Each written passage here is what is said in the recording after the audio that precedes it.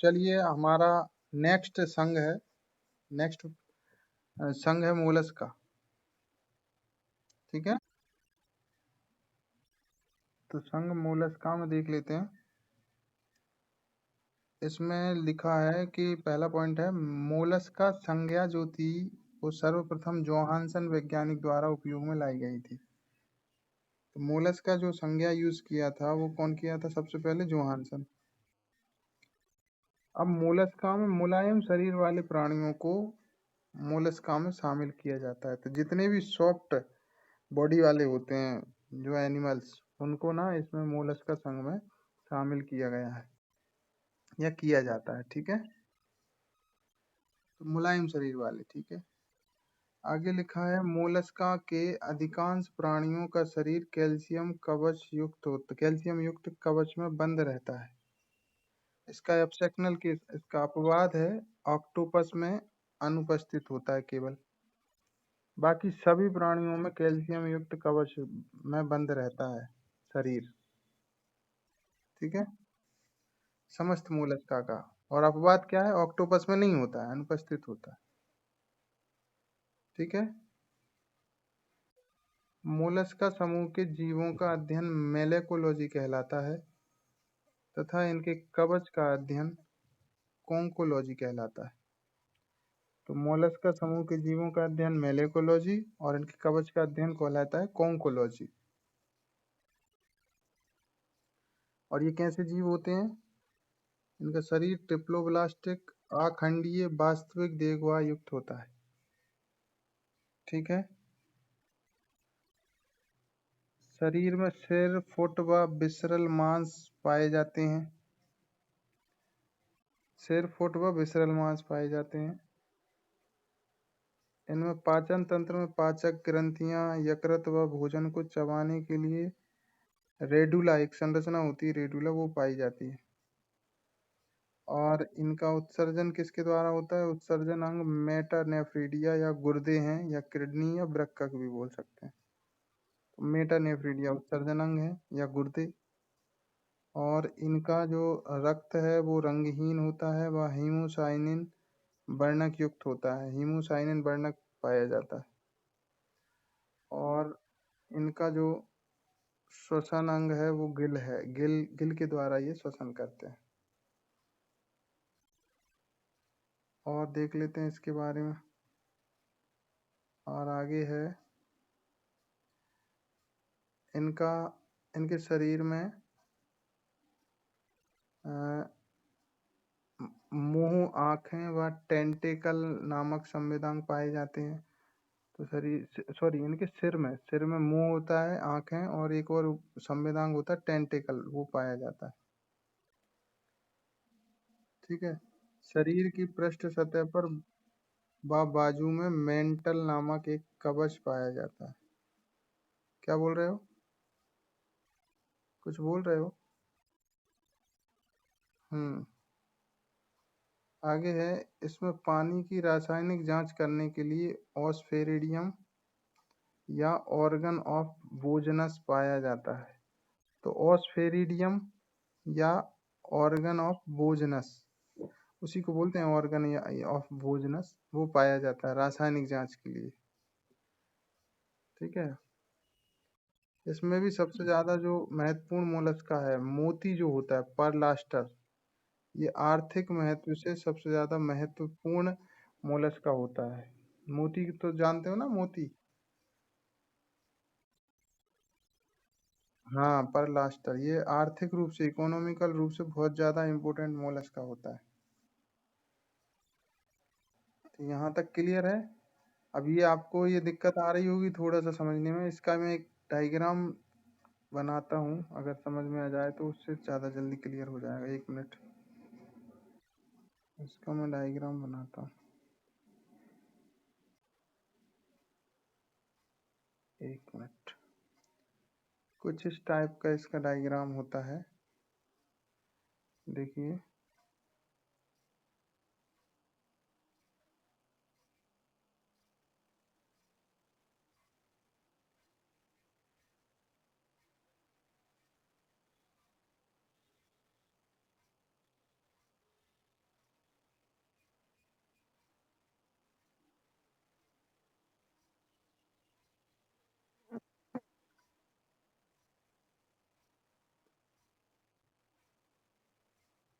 ये इस टाइप का डायग्राम होता है। ये सिर होता है, ये सिर होता है। यहाँ पे कुछ उपांग पाए जाते हैं, इसको हम टेंटिकल बोलते हैं। यहाँ आंखें होती हैं, ठीक है। और ये विसरल मांस होता है यहाँ पे, ठीक है। कैल्शियम युक्त कवच होता है ये। इसके बाद में ये यहाँ पर एक संरचना होती है मेंटल, ठीक है। तो लिखा है ना मेंटल, अभी बताया था ना मेंटल कवच होता है। ये मेंटल बाजू में पृष्ठ सतह पर। और ये आहार नाल होती है, ये वाली, ये आहार नाल होती है।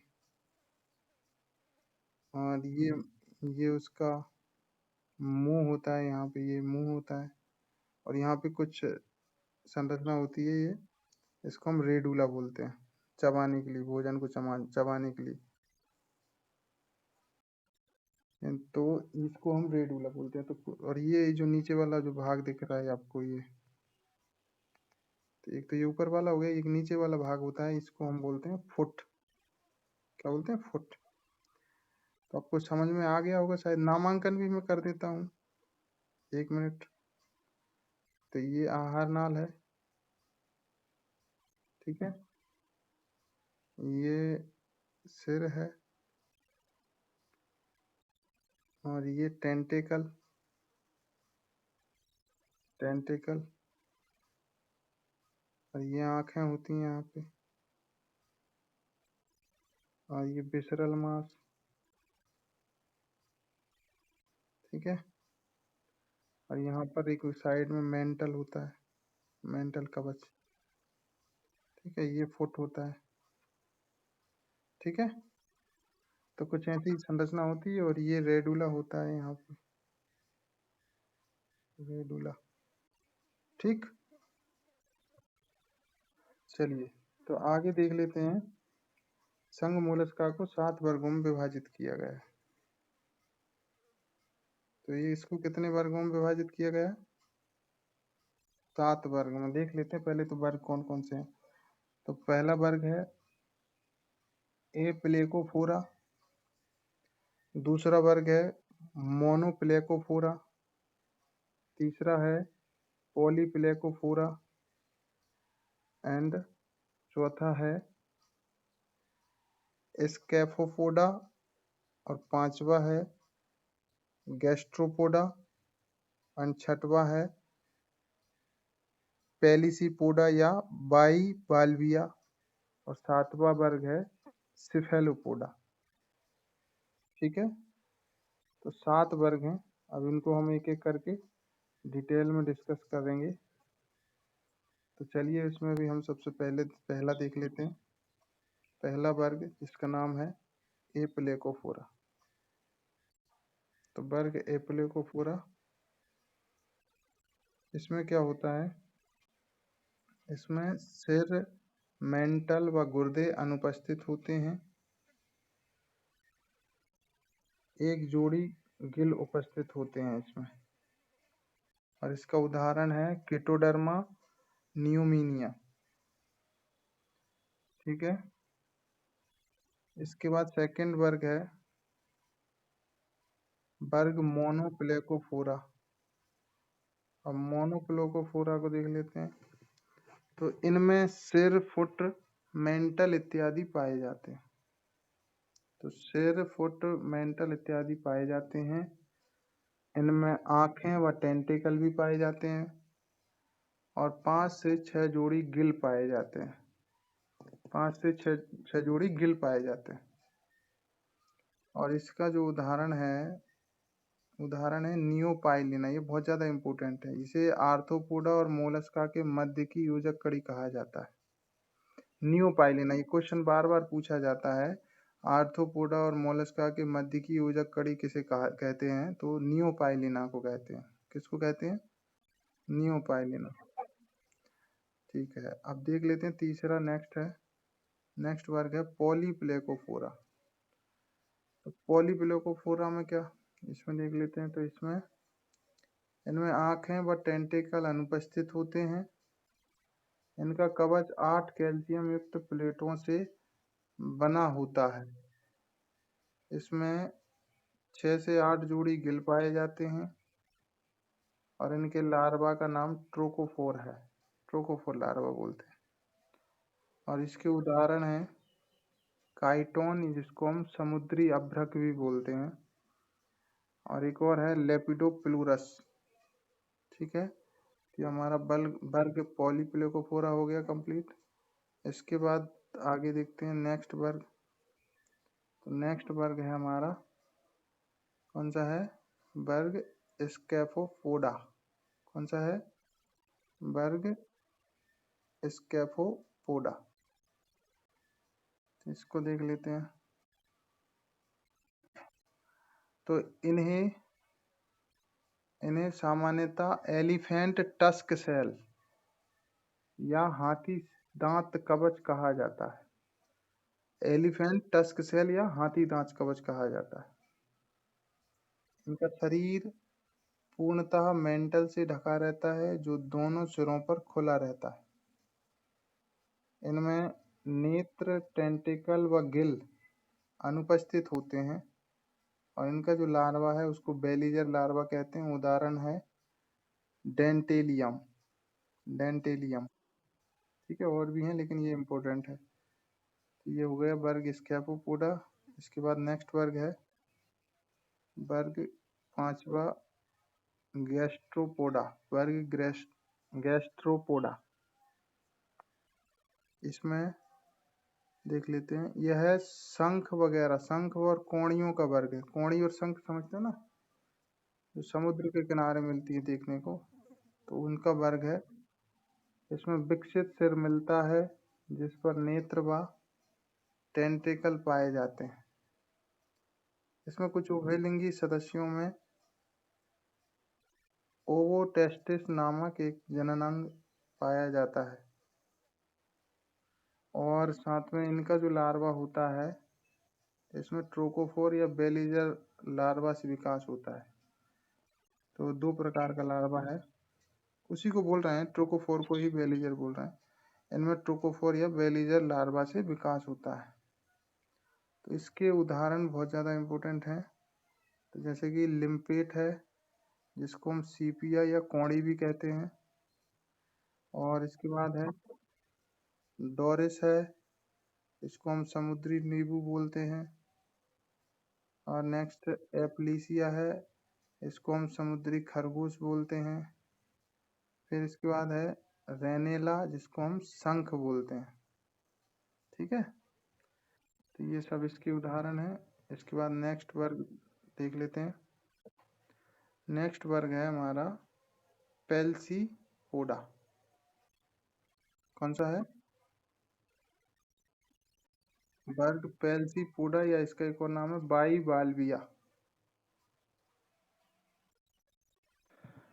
इनके कवच में दो अर्धभाग पाए जाते हैं, अर्थात यह कपाट में विभाजित रहता है। इनमें सिर में नेत्र, टेंटिकल व रेडुला का अभाव होता है, मतलब ये तीनों ही नहीं पाए जाते हैं। सिर में नेत्र, टेंटिकल, रेडुला, ये तीनों ही नहीं पाए जाते हैं। ठीक है, और इनका लार्वा लार्वा बेलीजर और गोल्चिडियम देखने को मिलता है। बेलीजर और गोल्चिडियम लार्वा देखने को मिलता है। और इसके एग्जाम्पल हैं, इसमें ज़्यादा इम्पोर्टेंट जो एग्जाम्पल है वो है पिंक टाडा, जिसका उपयोग इसको हम मोती बनाने वाला जीव भी बोलते हैं। एक है पैक्टेन, तो मोती युक्ति भी बोला जाता है इसको। पिंक टाडा बहुत ज़्यादा इम्पोर्टेंट है, मोती बनाने वाला जीव है। ठीक है, ये इसी में आता है। और भी हैं यूनियो माइटिलस, और भी हैं, लेकिन सबसे ज़्यादा इम्पोर्टेंट है पिंक टाडा। इसके बाद हमारा नेक्स्ट जो वर्ग है और लास्ट वर्ग है सिफेलोपोडा। कौन सा है वर्ग? सिफेलोपोडा।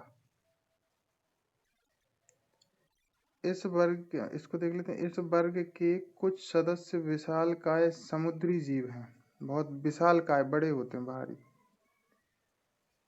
इनमें कवच भीतरी या अनुपस्थित होता है, या तो भीतरी होगा या फिर अनुपस्थिति ही होगा। ऑक्टोपस, इनके नेत्र कशेरुकु के समान विकसित होते हैं, मतलब कॉर्डेटा के समान। कशेरुकी मतलब वही मेरु रज्जु मेरुदंड वाला। नेत्र कशेरुकी के समान विकसित होते हैं और इनके अनेक फुट सिर से जुड़े होते हैं। तो जो फुट होते हैं वो सिर से जुड़े होते हैं।